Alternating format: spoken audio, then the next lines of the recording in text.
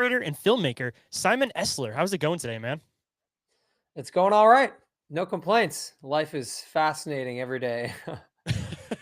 I guess that's saying putting it lightly, at least with all the craziness going on in the world, which is part of why I actually ended up getting in contact with you to have you come on the show. I always like to give a shout out to my buddy over there, Tom. It's Strange Brew. Heard you have a conversation with him. Absolutely found it fascinating talking about a lot of the stuff going on in our modern society. So, I figured it was about time that we'd have a conversation. So here we are.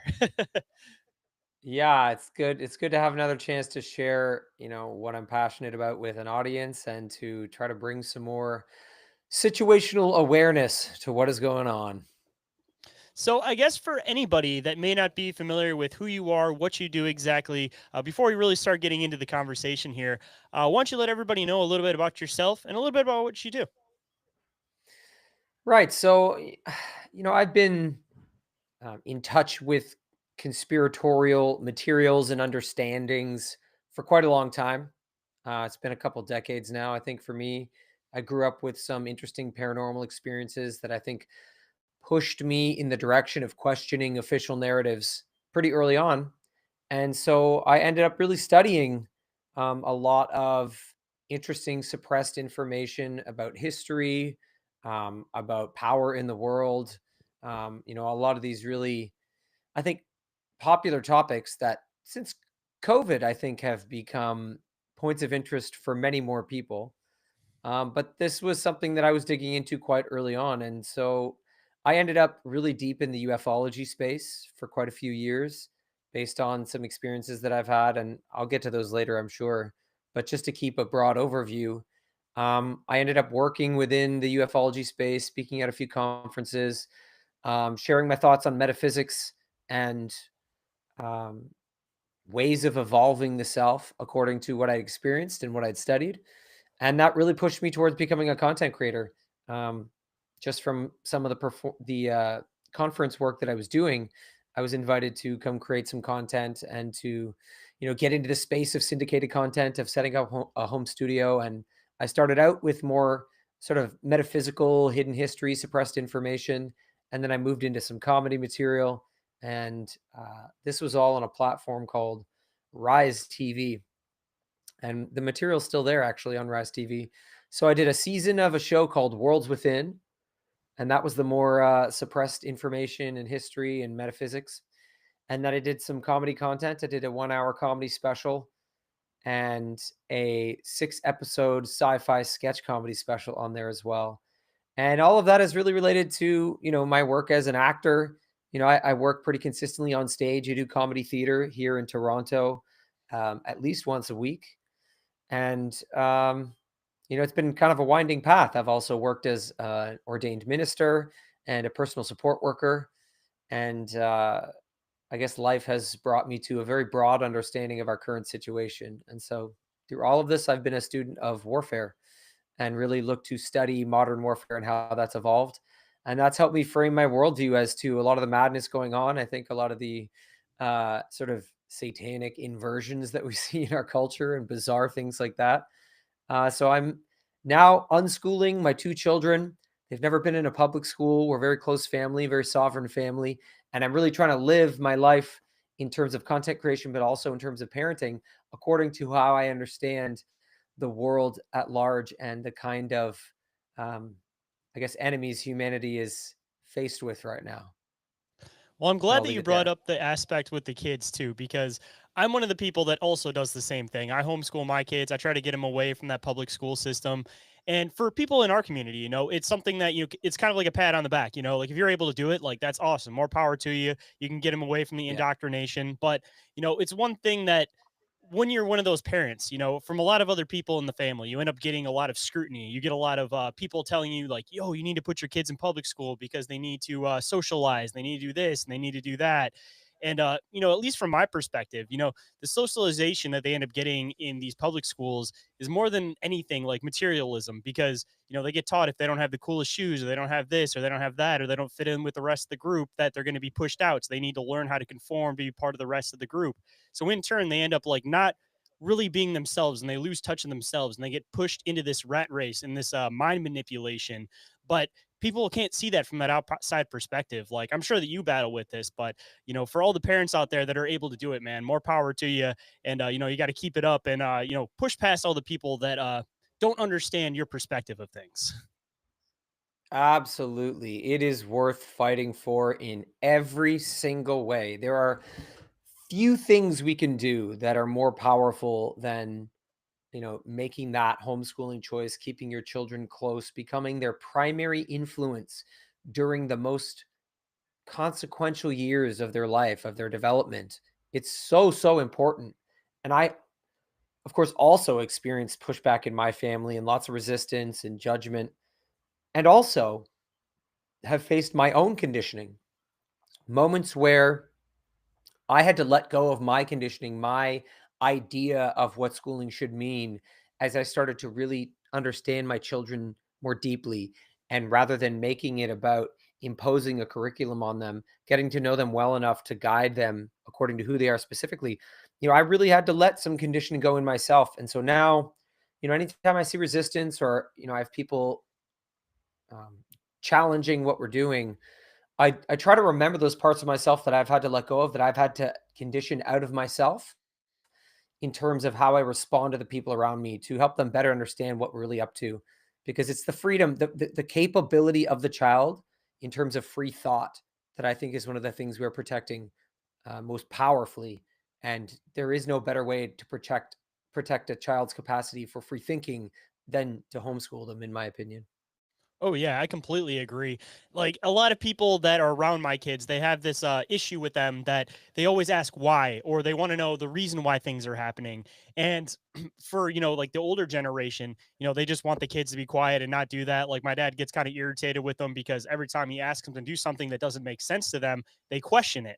But he doesn't understand that perspective, that that's exactly how I wanted to raise my kids. If something doesn't make sense, then question it. Don't fall into the perspective of everybody else. Don't fall into the ruts that everybody else falls into. If something doesn't make sense to you, then don't follow it, and learn how to do your own research and figure it out for yourself. Like, that's part of problem solving. I don't think a lot of people get that. Is if people ask constant questions, it's not because they're an annoying person. It's because they're problem solvers and they're trying to understand things.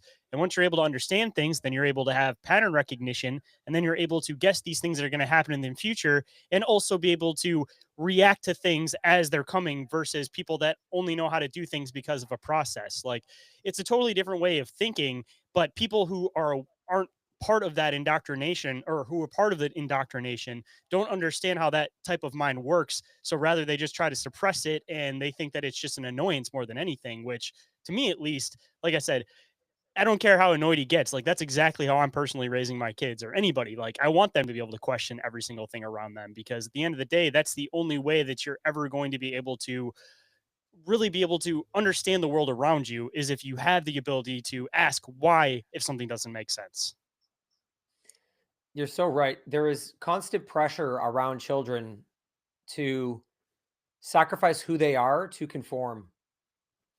And if we encourage them to do this enough early on, it really does break and suppress a part of who they are in a way that's, I think, very, very, very dangerous.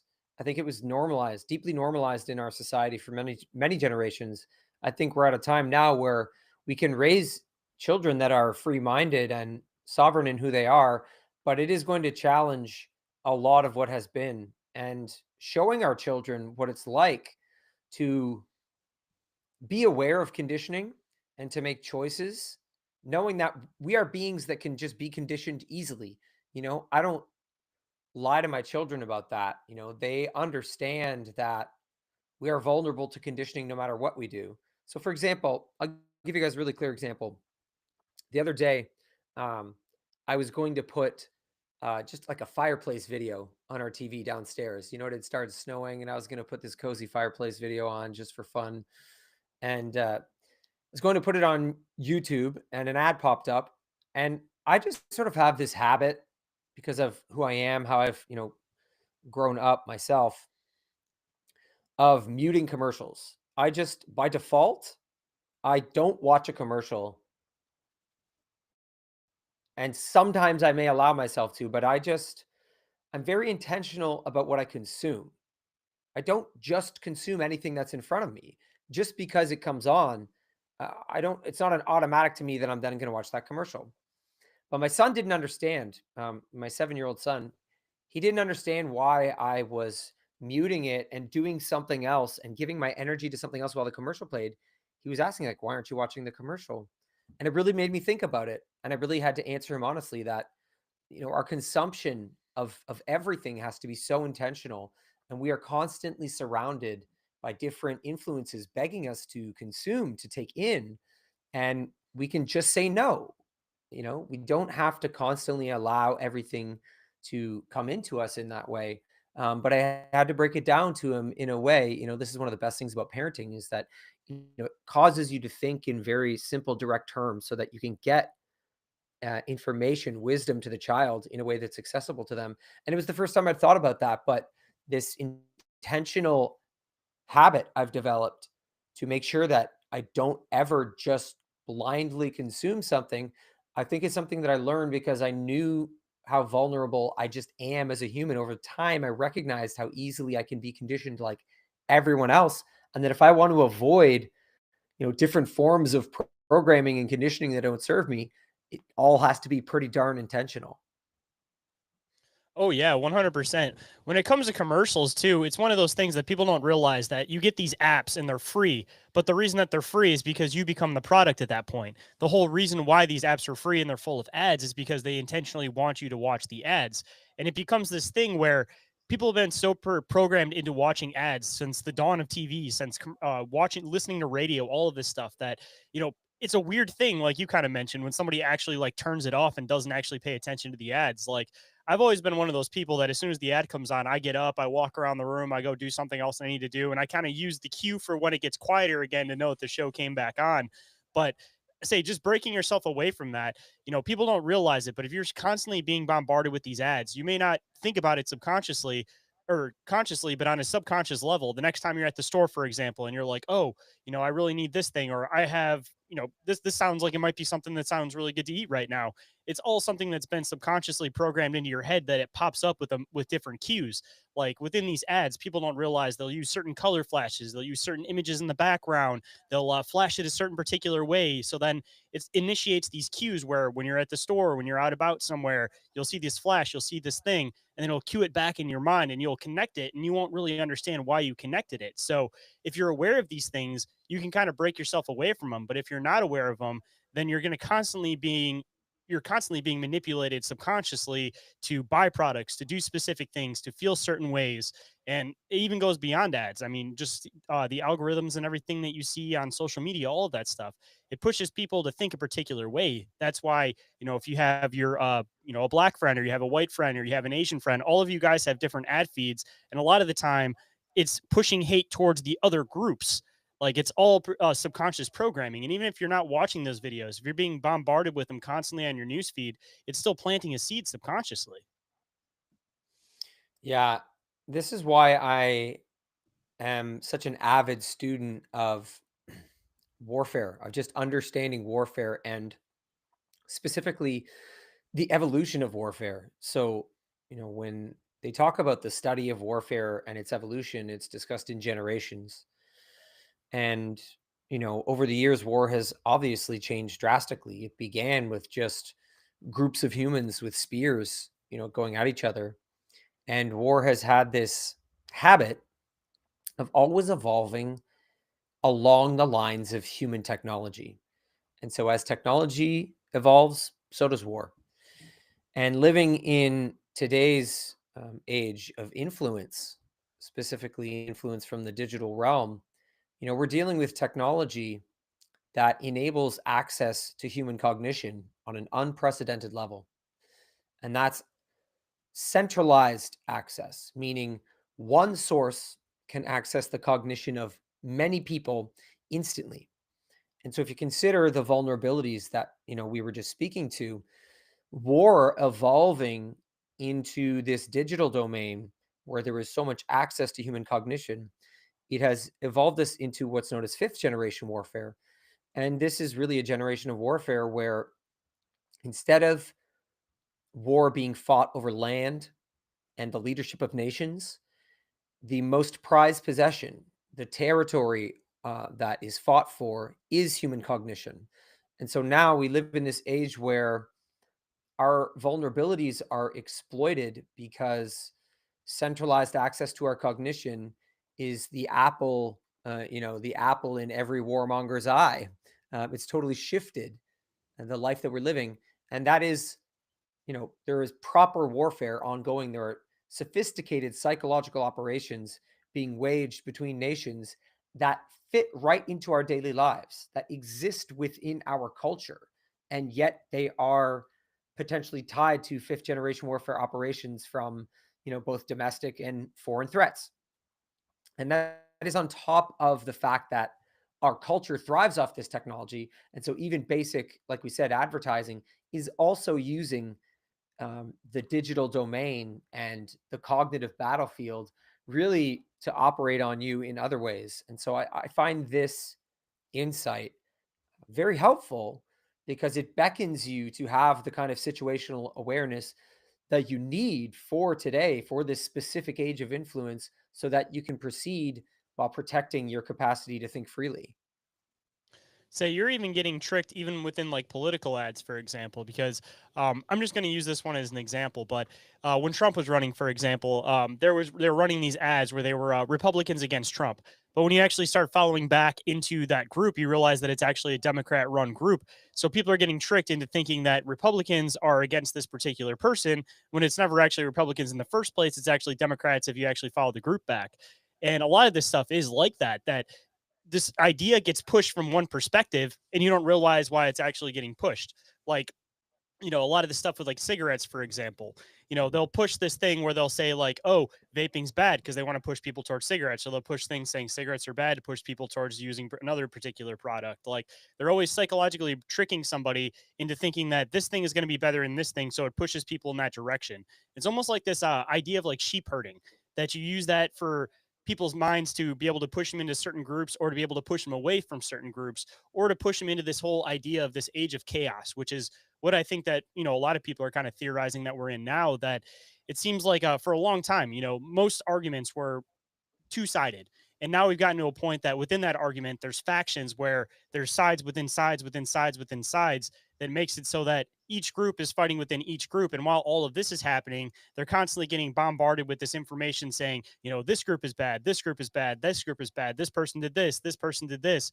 We're getting to a point where everybody's getting whiplash so hard between everything that's happening in the media, everything that's happening on the internet, and they think that it's all going to correlate in their everyday life. And there are certain situations where yes, these certain things will correlate, but for the most part, a lot of the things that you're getting tricked into fearing are things that you're not dealing with on a regular basis. But now you're living in this high end state of fear where if any situation happens, you're going to be quick to jump and react. And you've been tricked into that, and people don't tend to realize that. Like, it's almost like they're inciting everybody to get into a point where they're just about to fight each other, so that whenever they get to that point where they want to push down that last domino, everybody's going to start completely all out fighting with each other. It's just slowly setting it up piece by piece and keep continuously fracturing these groups into a point where everybody is just so divided that even within groups, people can't get along anymore. The best way to understand everything you just framed really is cognition. And, I think giving people a way of comprehending cognition that is really clear, I think it helps map out the specific kind of madness you're describing and the level of influence. So when we look at human cognition, it's really broken down into some simple elements. We have attention, perception, memory, and thinking. This is the basics of it. And the main way in which human cognition is conditioned, is altered, in fact, what it sort of thrives upon and utilizes most is stories. We are narrative based beings. And so, most often, what is conditioning us is a narrative. And, that's a good way to comprehend the cognitive battle space. You're basically in a sea of narratives that are beckoning you. And when we are influenced by a narrative over and over again, your attention is being brought to that narrative again and again. And if it manages to influence you, if you become saturated by that narrative, what shifts is your perception. And so the attention being brought to a narrative over and over again can really alter the way you perceive. And once your perception has been altered by a narrative, then everything else follows. So the way that you think, what you believe, the choices you make, and even your memory, the way you frame your memory can be altered by narrative conditioning. And this is just, again, it's part of our natural vulnerability as humans because we see the world through the lens of stories, because we are looking for stories. We have this tendency to be influenced by really powerful stories and by stories that have been put on repeat until they shift our perception. And so when you look at it through that lens of, okay, they're using stories to enter our cognition, and then from there they can manipulate our perception, then it's easy to understand exactly what you're talking about in terms of all these groups being fractured, into these tribes that are then attacking each other. One of the main ways they do that is by getting into your perception of each other, right? And meta perceptions. So, how you perceive the other and how you think the other perceives you. And there's some great studies on this. There's a researcher named Emile Bruno, and he studied, perception and meta perception in the left and right wing political populations in the United States. And what he found was that the way they perceive each other is about 300% more extreme than the other really is. And we're looking at just from the lens of, a normal sort of right-wing person and their left-wing neighbor. We're not talking the most extreme examples that we see on like a libs of TikTok feed, of the most unhinged. That's a small group. You can get endless content of the most outrageous extremes, but you still have just kind of normal people who are your political opposition walking around in your neighborhood. They're just like you in many ways. But the way that the narratives that saturate our media have conditioned us to perceive the political other, as they found in this study, it's 300% more extreme. So the left wing person, they believe their right wing counterpart is an extremist, a violent extremist, actually. There's deep beliefs that everyone on the other side is violent. And the inverse is true as well. They found that the people on the right perceive their sort of everyday left wing neighbor as having to be about 3 to 400% more violent than they actually are in their regular everyday lives. So the extent to which cognition is being infiltrated and then perception is shifted to cause the effect that you're talking about, it's very important to understand the mechanics of this, because to run operations like this, that is what people are capable of doing. That is the aim of some of these influence operations. It is to enter your capacity to perceive and to manipulate it so that your perception of yourself and the other adheres to specific narratives that then drive your behavior. And then this gets into, really the ability to do whatever you want with a nation, with a territory, because you can get its people to perceive reality the way you need them to perceive, so that they can actually request that their land or their territory is overtaken by you. They can facilitate it themselves because they will be at the behest of perceptions you engineered in the first place. So let me ask you this one. Considering that we've kind of been dancing around this topic, but it seems like it's something that'll definitely kind of fall in queue with this one. The whole idea of like great replacement theory. As far as like your perspective, because I know you're in Canada, I'm in the US, and it seems to also be something that's happening over in Europe. You know, depending on the area you're in, you're definitely starting to see these things happen. But on the other side, I definitely think that the internet narrative is also spinning it into something even bigger than it actually is. But again, not denying the fact that it's actually happening, but at least from like your perspective, what do you think is one, the idea behind this great replacement theory, why you think they might potentially be doing it, and two, if you think there is validity to it, or if you think it might just be something that is continuously pushed as a narrative through the internet and through different forms of media. So my understanding is that there is a group. We are dealing with a group of, frankly, potentially psychopathic people, but a group of people that are transnational.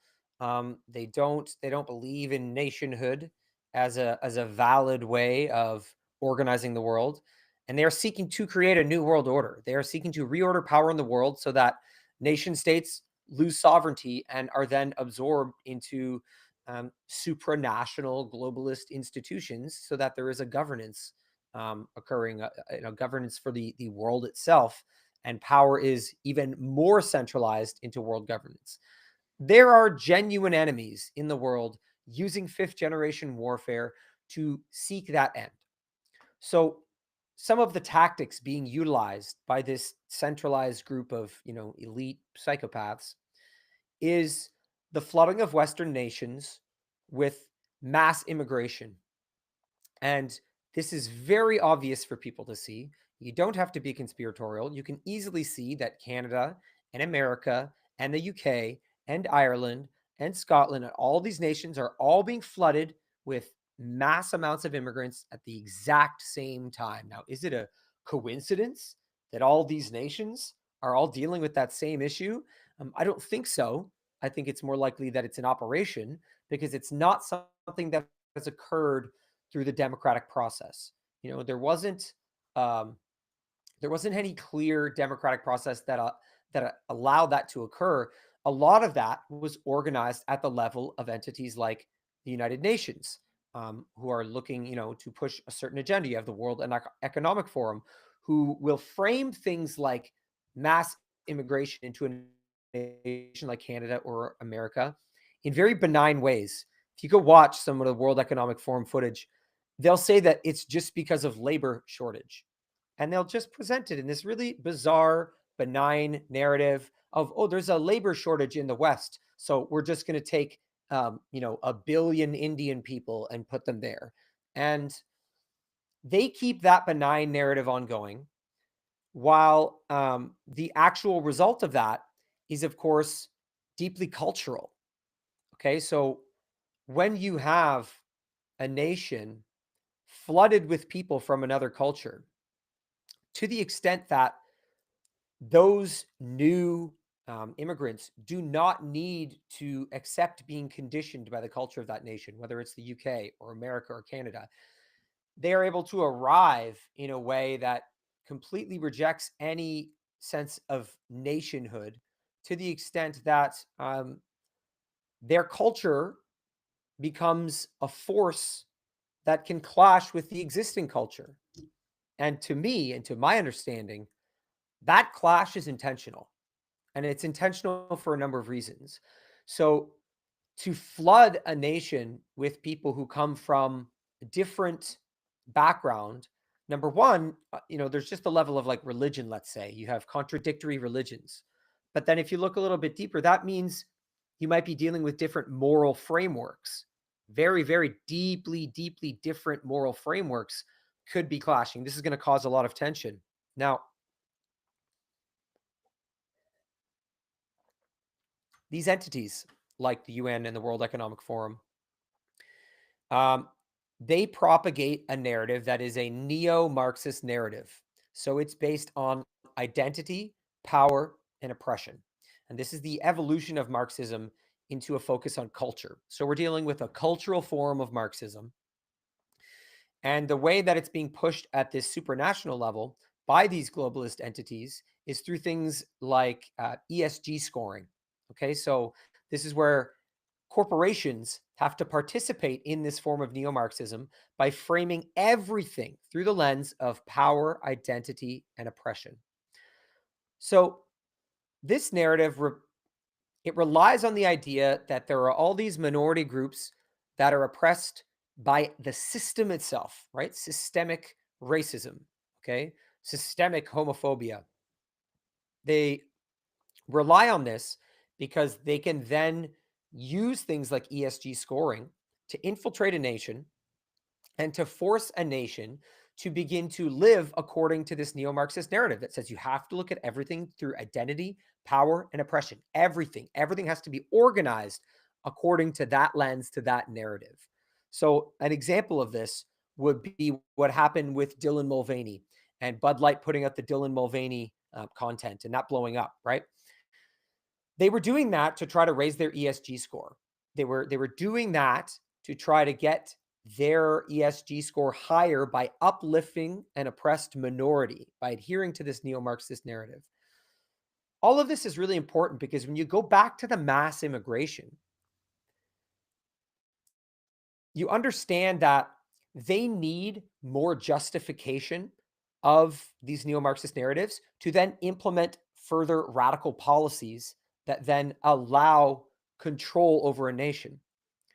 So if they flood a nation with cultures that then clash and you have moral frameworks that are clashing, the natural outcome of that is a rise in racial tension. The natural outcome is a steady rise in racial tension.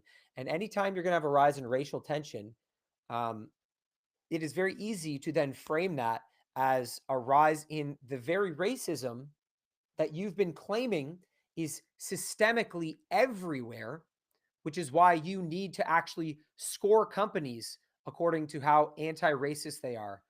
You have to score companies according to how many transgender people they actually have in positions of governance. You have to score companies according to how much climate justice they're a part of creating. So not only do they have to participate in the climate change narrative, but they have to use the climate change narrative to uplift specific minorities.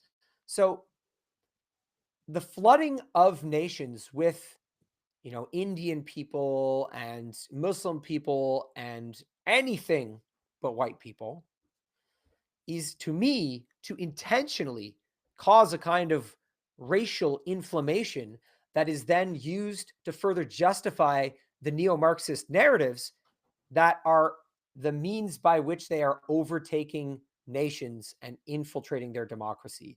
So that's one of the ways that I understand this all to be happening. The result of that is, most certainly, it is the erasure of specific people, of people that come from a more white lineage. But again, I would caution people in the sense that the racial framing, the idea that you need to see yourself through the lens of identity, oppression, and power is a neo-Marxist lens. So if you're looking at the great replacement theory through the idea of, I identify as a white person and I am being systemically oppressed by what changes they are making to my nation, that is a neo-Marxist framing. And you have to be very careful not to participate in that while understanding all of these different moving parts and trying to defend who you are. And I think that's one of the hardest parts because the whole idea of equality, I mean, even to bring up some of these programs, if you specifically are picking these certain people that can check these certain boxes, that kind of contradicts the whole idea of equality to begin with. Because the whole idea of equality would be to pick the person that is the most qualified for the job, no matter who they are, no matter what race they happen to be.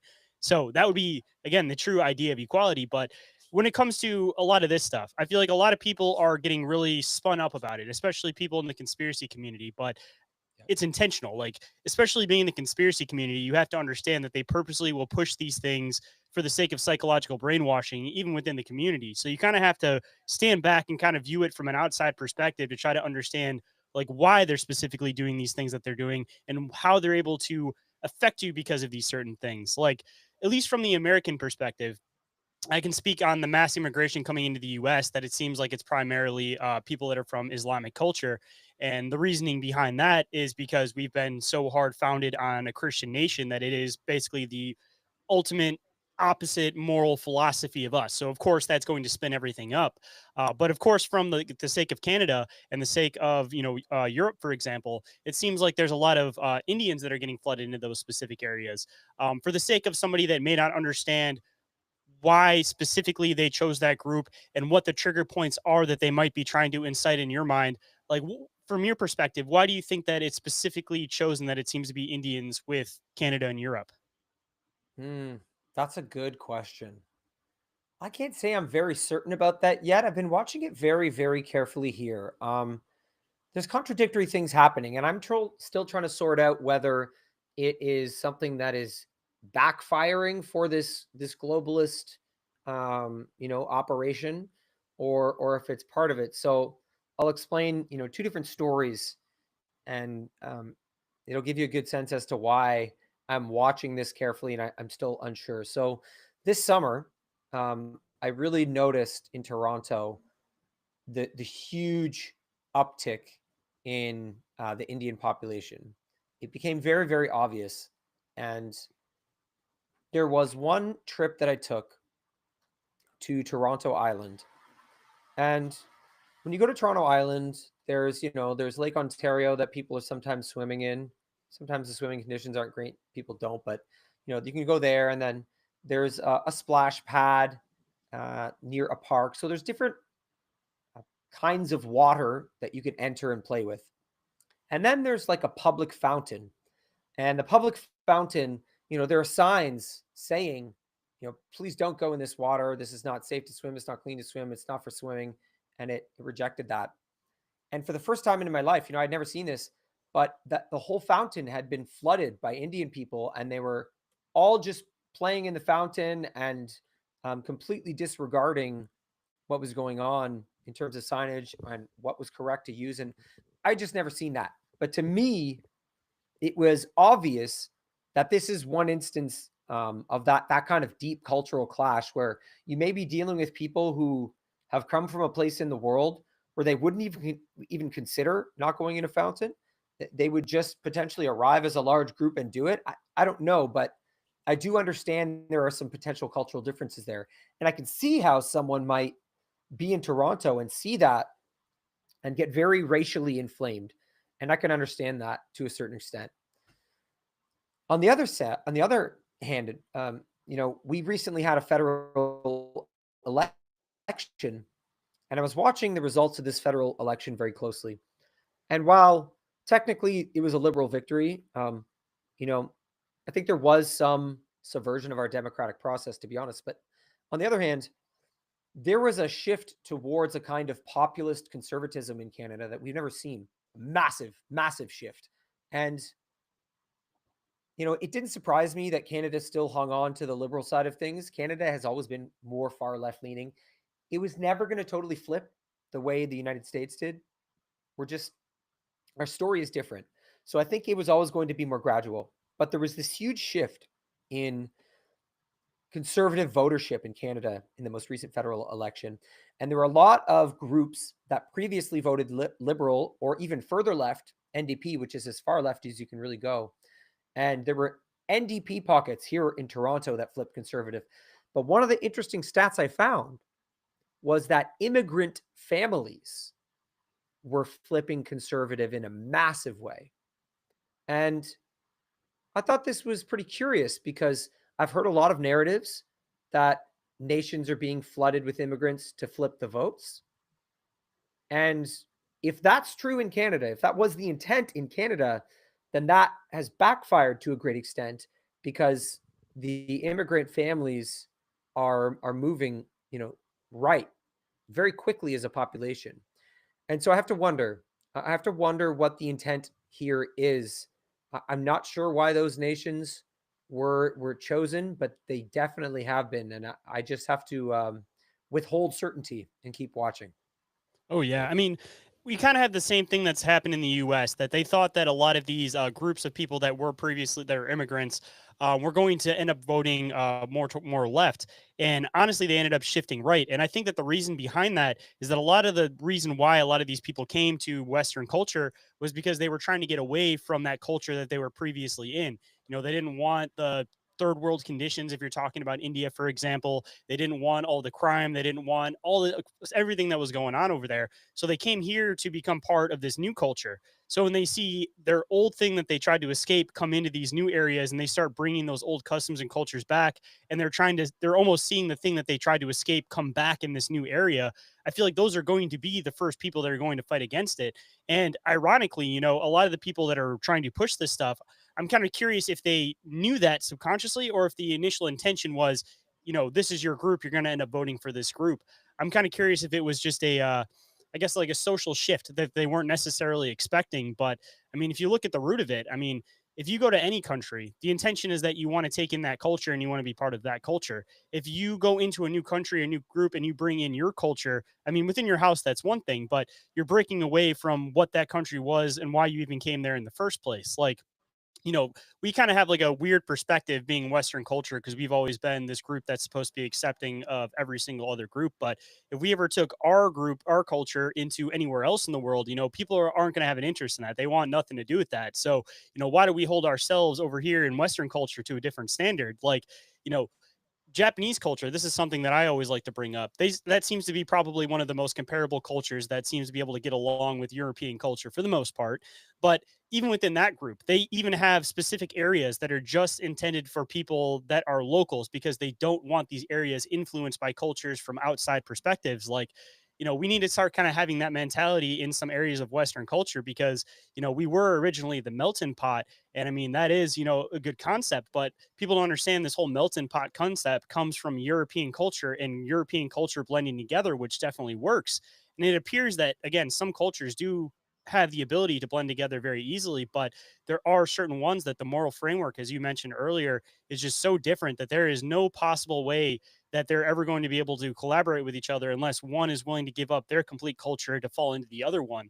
And that's something you see even within not, everybody, love who you're going to love, I guess, but even within biracial couples, essentially one of them gives up their cultural heritage to be part of the other one. Like, some people might infer this as kind of like a racist idea, but that's not necessarily what it means. Like, you'd want somebody to understand your struggles, your perspective, your culture, and come up exactly how you were. Like, there's some old videos of Muhammad Ali even saying something along the lines of somebody asked him if he'd be interested in a white girl. And he said, nothing wrong with white girls. White girls are pretty, but I would rather have a black woman because she can understand my struggles and my perspective. But when you get into that situation, again, it's no matter what way you look at it, one culture has to give up their culture in order for them to be able to collaborate together. Like, there's never this perfect blend of cultures. That just never seems to work like they theorize that it will. I think, there's something to be said about legacy and about the way in which continuity of culture can create stable family legacies over many generations. And it's not that you can't do that when you are coming together as different cultures, but you might want to be much more intentional in terms of how you perceive the lineage that you're creating. What is being passed on from what culture to what? What is the moral framework that is going to move through that lineage?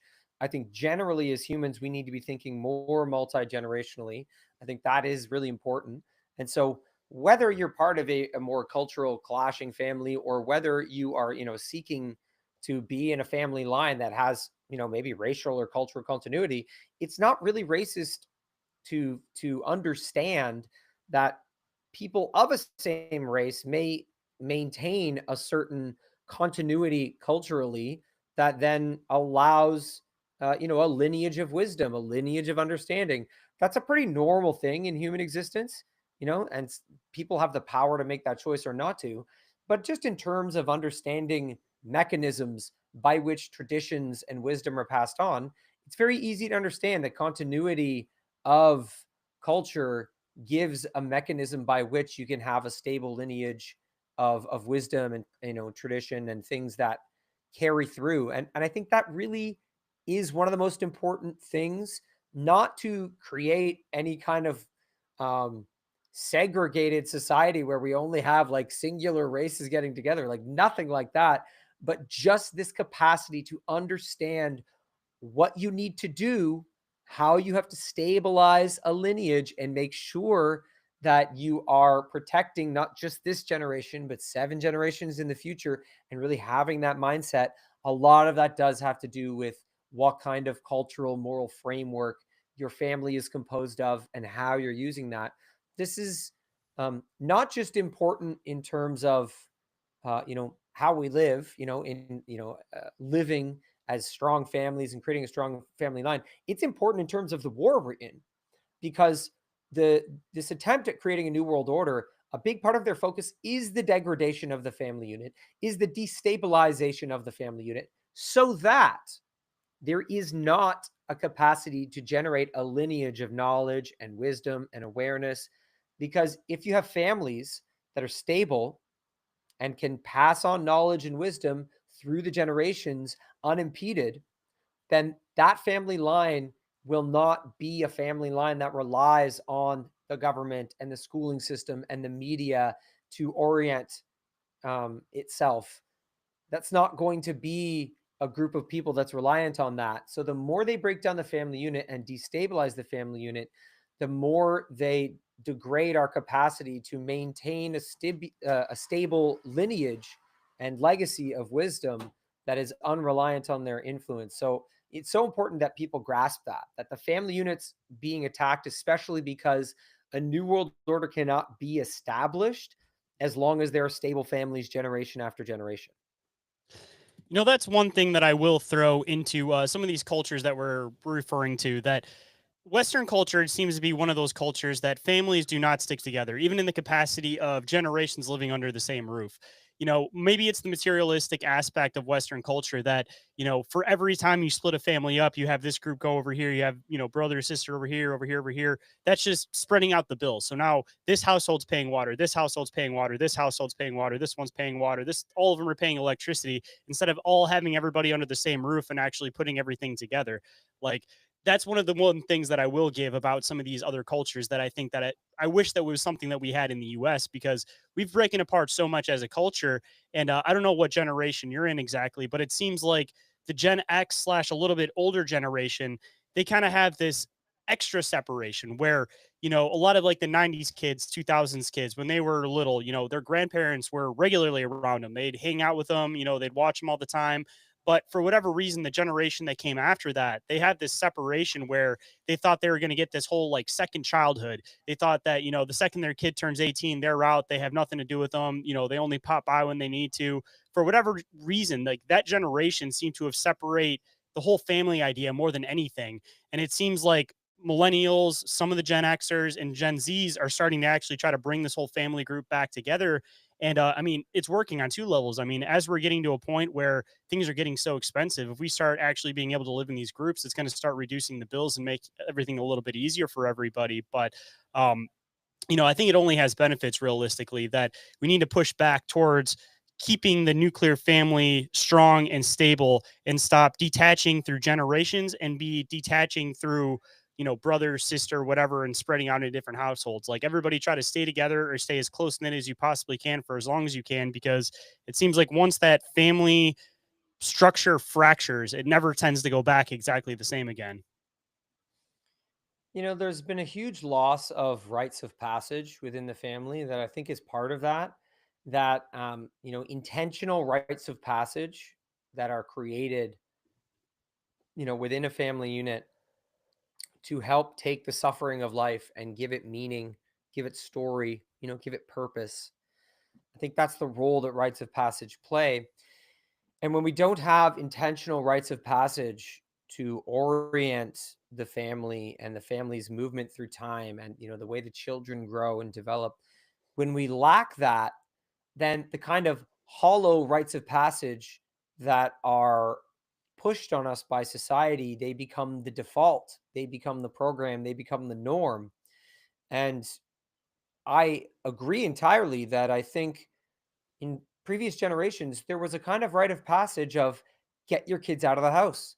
That the best thing you can do is get them out of the house towards independence and, sort of separate them from the family. And that was somehow, um, the casting off of the child was this victory and it was a necessary rite of passage, as opposed to the family that sticks together, that starts businesses together, that seeks to create, generational wealth together, that I think is an entirely different mindset.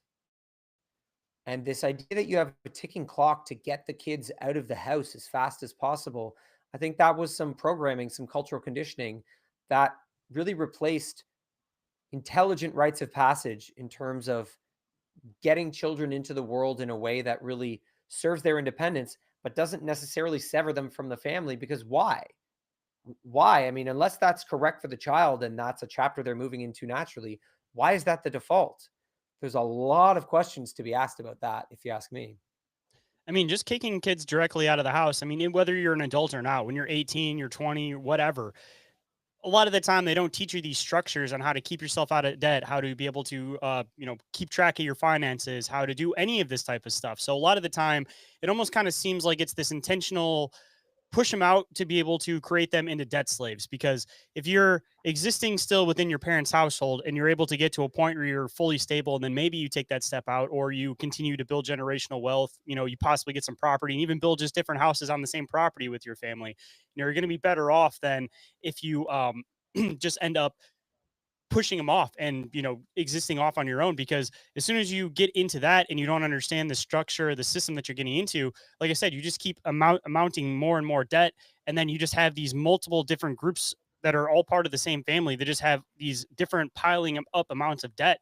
And if they all would have stuck together and were able to actually put all of their funds into one place instead of having all their bills spread out like I was mentioning earlier, then everybody would get ahead. But they trick people into thinking that you have to be independent no matter what. You're not supposed to stick with family because that doesn't mean that you're independent, even though you can still fully have your independence and still exist around your family. But I think the main idea of pushing people into this is once you push people into debt slaves, then you got them for life, because they don't even realize that they're stuck under the system. Because once you start getting underneath the water of that debt, you're going to continuously work your entire life to try to get out, not realizing that you're never going to be able to fully get out of it. So it just pushes people into this constant cycle of, again, being debt slash work slaves. I think that was the Western culture intention behind pushing people out, because it seems like the whole idea of pushing people out as the rite of passage happened around the same time as like the Industrial Revolution, where when there was a lot of more of these farm cultures, people stayed together as families. But as soon as these cities started building up and they started having these like Rockefeller type factories and everything, that's when the public schooling system started getting pushed. That's when all this independence of everybody living by themselves started getting pushed. So it all seems like it's part of the same structure, and it's all intended to push people into a point where you're essentially trapped by the system. I think we're at a very interesting point in history because there is something natural, there's something correct about a certain level of individualism that we're moving towards. I think that is the sovereign individual in terms of the capacity to think freely. And I think that's something that is emergent. I think we are moving out of eras of more collectivist, tribal thinking where we let the collective think for us, where we let the tribe think for us, and now moving towards this ability to strike this very interesting balance between the sovereign individual learning to become sovereign and free in their thinking in a world of influence and all of this, but then also developing families that can stay together, remain stable over many generations, but do so without infringing upon the unique nature of the emergent individual. And I think this is something that families struggled with in the past. And I think it's part of that fracture is that the family unit, let's say when it was at the behest of religious dogma, was used to impose religious dogma on the child at the expense of their individuality, not as a means of giving them a moral framework to use as individuals, but just treating them like they are blank slates onto which dogma must be projected. And I think that mistake led to a lot of children needing to leave the family because their sovereignty, their individuality was not able to come to fruition. And so we have this interesting challenge now, I think, as parents. I think about this a lot that I want to maintain this amount of family coherence and stability and freedom within my family, but I also don't want to squash my child's individuality. I want them to truly be who they are as unique individuals. And I think striking that balance, I really think we're at on a horizon. We're at the precipice of finding a kind of harmony and movement forward with the family that I think is really clear and very new and very beautiful. Oh yeah, 100% agree. It's kind of like that idea that if you love something, you set it free, and if it comes back, that it was meant to be. It seems like that's kind of what happened with the idea of the family, that it was held so tight, so close for so long that it started getting to a point where it was oppressed. So it almost needed to break away for a while so that it could come Yeah. back and become whole again. Because sometimes you need to step away to find your individuality and then come back. But when you come back, now you can understand that journey to finding your individuality. So now, rather than suppressing the next generation, you can help them steer their way down that path of finding themselves and finding their own journey in life, and pushing them down the right path rather than just trying to sheep herd them down the path that you want them to go down. This is why, as a family, we're big into unschooling, where we're not really looking to copy the public curricula and give our children some version of that, or to even divide life into subjects.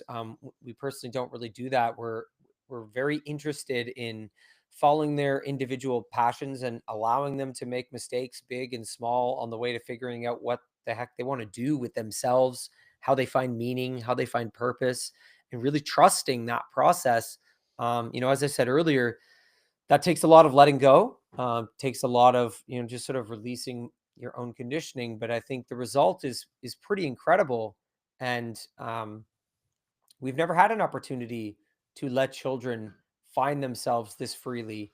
Um, I find it pretty exciting. It's why I'm so passionate about unschooling, because I've been able to see the results of it. And it's while it's been difficult in many ways, it's been a worthy sacrifice that I think more people could probably do than they realize.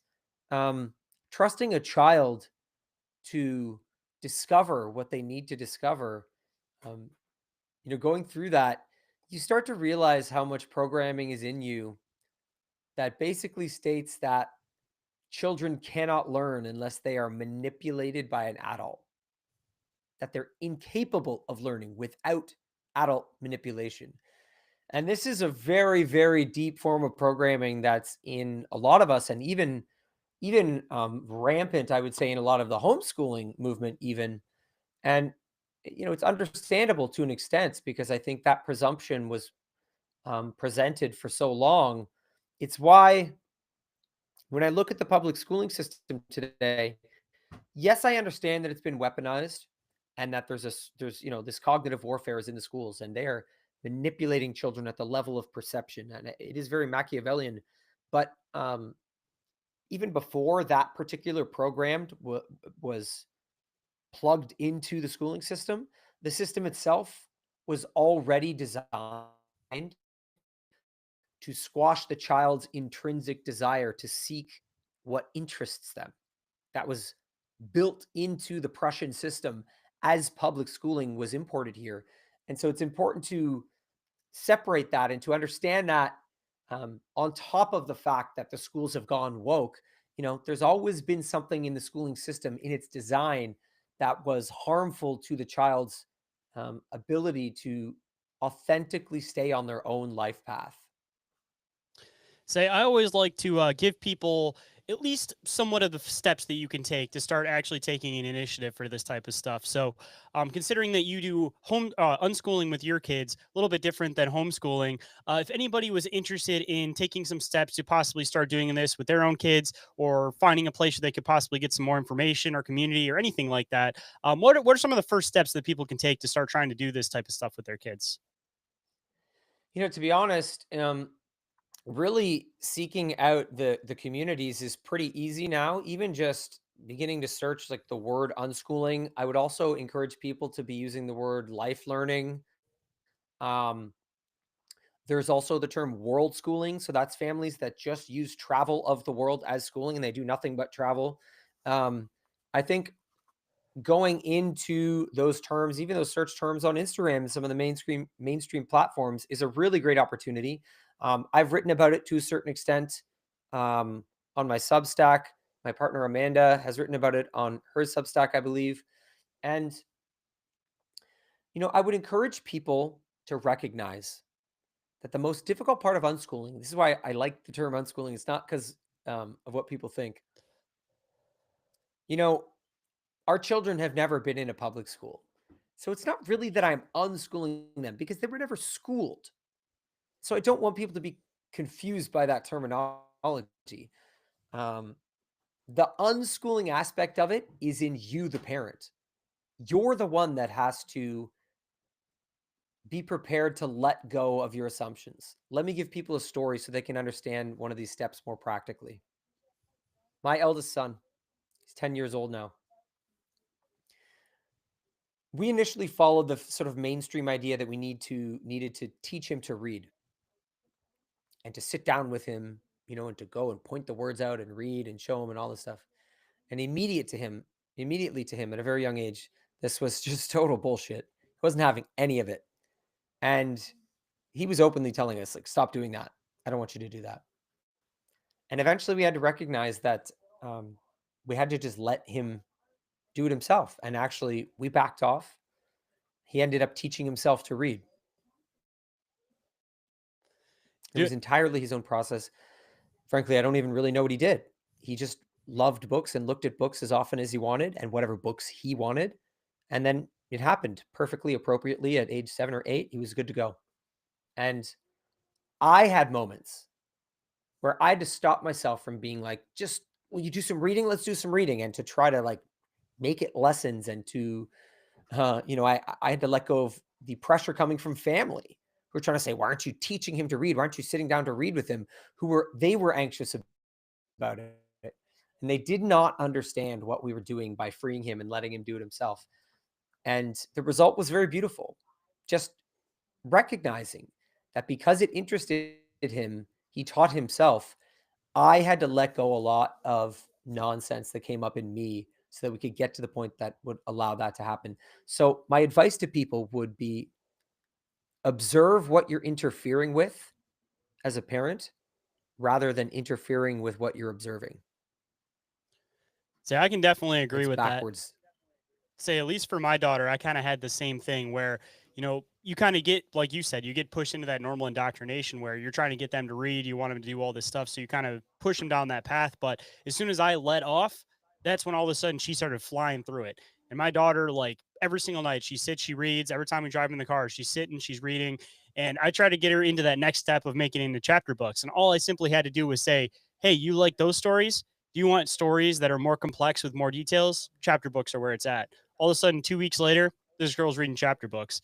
So it's just a matter of trying to, it's almost like showing them that it's cool, and then they'll come to it when they're interested in it, type of a thing.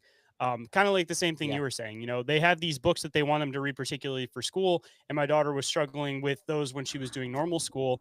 And as soon as she started doing the homeschooling stuff, and she actually was able to read some of the books she was interested in, be it history, whatever subject it was, all of a sudden, boom, she started flying through it. And I had the same kind of experience when I was a kid. It's a matter of certain brains work where it doesn't connect unless it's something that they're interested in. You can push information into somebody's head all day, but if Yep. they have no interest in it, it's going to be in one ear and out the other. And then on the other side of it, if it's something that somebody's interested in, they can hear something once or read something once, and then that's going to get stuck in their brain forever. And people need to realize that's how the brain works. Not everybody's intended to do everything. Certain people are really, really good at certain particular things, and you have to let them shine at that particular thing to figure out that that's the thing that they're really, really good at, instead of making them a jack of all trades. If they want to become a master of one particular thing, you got to let them do that. It's a hard thing for people to allow, I think, because you have a lot of anxiety about, trying to form your kid into this incredible being and that the pressure is all on you, but you don't recognize how much of their own life path they brought with them, to be quite honest. And, again, I would point people to the cognitive lens, to the, understanding conditioning a bit better. In the schooling system, they are using bribes and threats. Okay. They're bribing you with an A, with a gold star, with whatever it is, and they're threatening you with an F, with failure. Okay. And that's called operant conditioning. Okay. This is a form of behavioral influence that really just believes that we're rats in a maze, that we don't even have souls, that we are just these rats that just respond to punishments and rewards. But the result of doing that to a child, this is pretty well understood in terms of studies. The result of constantly trying to manipulate a child through bribes and threats is that they lose touch with what they are interested in, their intrinsic desire. Okay. So, what you are intrinsically interested in versus what is extrinsically what you're being told to be interested in, right? So the difference is in the schooling system, they say, be interested in this and know this, and I will give you the gold star, the A. And if you're not interested in this, and if you don't know this, I will threaten you with the F, with the fail. And to manipulate children in that way, it does damage. It does damage to their ability to look inside and see, what am I actually interested in? What is right for me? What do I love? What do I want to follow? That specific form of manipulation, that is the result of it. That's the natural outcome. And I think understanding that, even if you have a kid in the system, knowing that there's so much you can do, so much you can do. But just comprehending that one of your goals is to protect their intrinsic desire to learn is really important. And the other thing I'll say, just to take it a little further, because I'm sure people, when they hear about this, they have lots of questions like, what do you just let the kids do whatever they want? And I wouldn't say that's true either.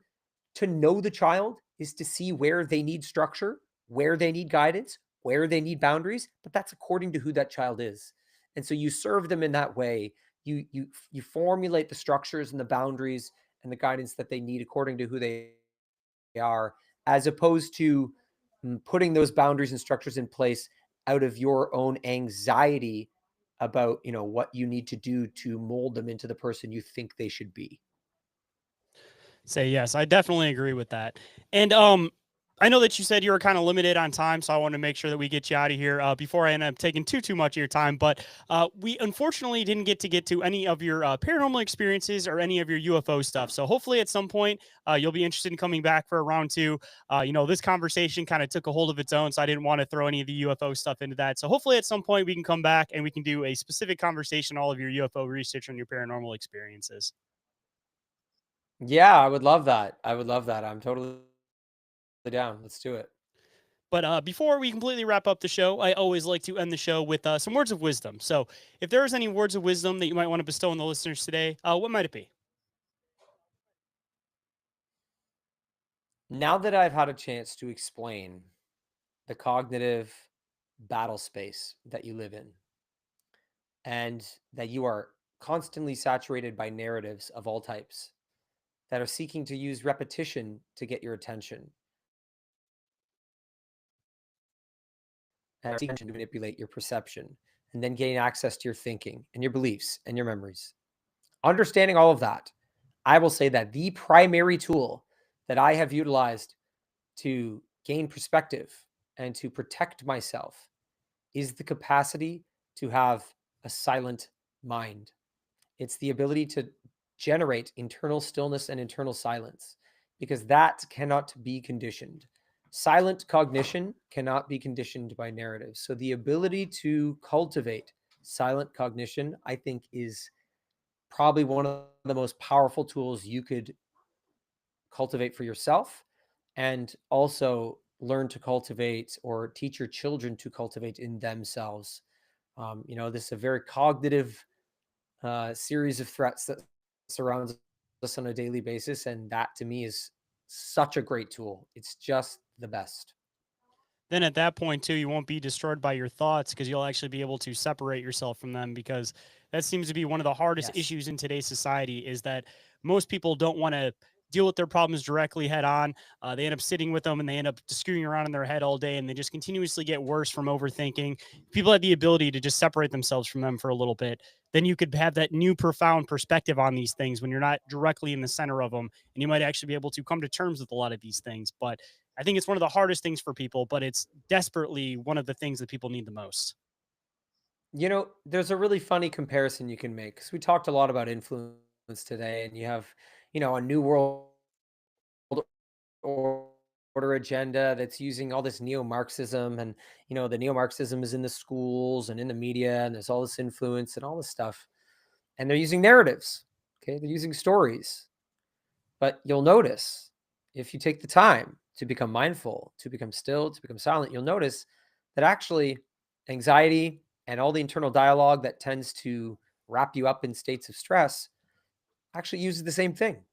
It uses the same tactics that all this propaganda and psychological influence does.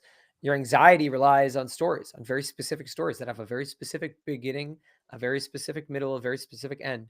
So if you learn to understand that watching the mind is really just watching stories, whether you're trying to remove yourself from influence in the world and propaganda around you, or whether you're trying to understand how to get more space from your own anxiety, from your own thoughts, that really is a great way to understand it, that it's really, in the end, it's all just story based, and just learn to hold stories more lightly, and I think that's a good first step. Oh yeah, I definitely agree with that. And with all of your fascinating research, if anybody wanted to come and possibly find any of your films that you work on or any of the many projects you work on, where can people come and find you across the internet? And where might people even be able to contact you if they wanted to possibly even get some more information on how you homeschool or how you unschool? Sure. Yes, yes, absolutely. So you can go to simonesler.com. That has all my work. So that has my feature length documentary, Cut Daughters of the West, which is a deep dive into how culture has participated in the demoralization of the West in a way that has specifically harmed girls, teenage girls, preteen girls. And it's a very, very broad view into how that has played out historically into modern times. You also have my six-part docu-series, Superorganism, and that is a six-part docu-series on the war on the family. And a lot of what we talked about today, and going deep into some research that exposes um, the warfare operations targeting the family and some of the ideas around family that I believe could help protect and defend it. And there's also my Legacy Keepers workbook. You can get that for free. And that's a questionnaire for parents that is a way of framing your child using the hero's journey, understanding your child through the lens of the hero's journey, so that you have a tool to be able to create rites of passage that are true to who your child is.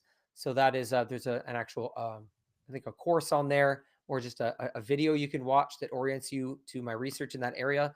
And then you can download the free PDF on that. So that's simonesler.com. You can follow me on Instagram, where I'm, I think, pretty active, most active. I'm also on X. Instagram, I'm Simon underscore Esler 1111. Instagram, it's Simon Esler. I've got tons you can check out on my Substack. You can look up Simon Esler or Subversive Clarity to check out my work there. And yeah, I think that's it. Well, I'll make sure I include all those links down in the show description so everybody can find them quick and easy. And I appreciate you making the time to come on today, man. It was definitely a thought provoking, fascinating conversation. And I'm really looking forward to next time diving into something a little bit different and diving into some of your paranormal experiences and your UFO stuff. Yeah, that'd be great. I really enjoyed the conversation as well. It was just, it was very, very rich. I really appreciate it. Perfect.